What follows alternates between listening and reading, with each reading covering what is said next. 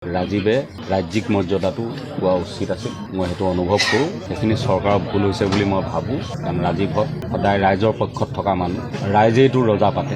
গতিকে ৰাইজৰ মৰমৰ আপোন শিল্পী এজনৰ পৰিয়ালটোৰ সৈতে ৰজাঘৰে চৰকাৰে অকণমান মৰমৰ দৃষ্টি দিয়ক, সেইটো মই আহ্বান জনাইছোঁ। ৰাজীৱৰ গীতে মানুহৰ অন্তৰত ঘৰ সাজিছিল, মানুহৰ মৰম বুটলিবলৈ সক্ষম হৈছিল। সেইটো কথা ৰাজীৱৰ মৃত্যুৱে প্ৰমাণ কৰি থৈ গ'ল। বাকী শিল্পীসকলৰ লগত যিদৰে আমি গুৱাহাটীতে লগ ভাগ পাই থাকোঁ, ৰাজীৱৰ লগত তেনেকৈ খুব দেখা সাক্ষাৎ হৈ থকা নাছিল।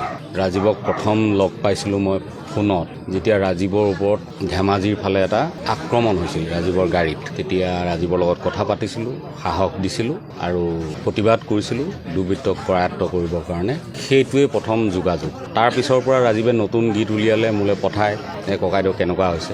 মই মোৰ ফালৰ পৰা ক'ব লগাখিনি তাক কওঁ ভাই হিচাপে। কা আন্দোলনৰ সময়ত আমি ইজনে সিজনক লগ পাইছিলোঁ বিভিন্ন অনুষ্ঠানত, সেইখিনিয়ে বাকী খা খবৰ লওঁ। গতিকে ৰাজীৱ এজন যোদ্ধা আছিল জাতিটোৰ কাৰণে, এজন প্ৰহৰী আছিল আৰু বীৰৰ দৰে তেওঁ গুচি গ'ল। গতিকে তেখেতৰ যি বিদায়, সেয়া বীৰৰ বিদায়। আৰু বীৰক বিদায় জনাবলৈ মই বুলিয়ে নহয়, অজস্ৰজন আহিছে, গুণমুগ্ধ আহিছে।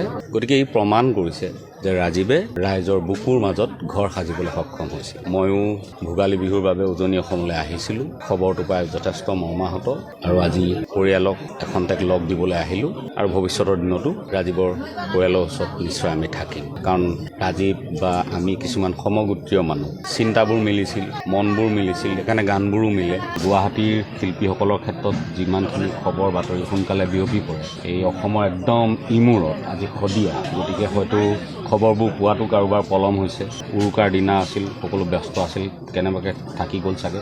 যি কাৰণতে নহওক, ৰাজীৱে ৰাজ্যিক মৰ্যাদাটো পোৱা উচিত আছিল। মই সেইটো অনুভৱ কৰোঁ। সেইখিনি চৰকাৰৰ ভুল হৈছে বুলি মই ভাবোঁ। শিল্পীৰ ক্ষেত্ৰত পৰিয়াল পৰিজনৰ ভৱিষ্যতৰ কথাটো জড়িত হৈ থাকে, কাৰণ এজন শিল্পীৰ উপাৰ্জনৰ একমাত্ৰ পথ হয়। গতিকে ৰজাঘৰে অকণমান মৰমৰ দৃষ্টিৰে, দয়াৰ দৃষ্টিৰে চাব বুলি অনুৰোধ জনাইছোঁ। কাৰণ ৰাজীৱত সদায় ৰাইজৰ পক্ষত থকা মানুহ, ৰাইজেইটো ৰজা পাতে।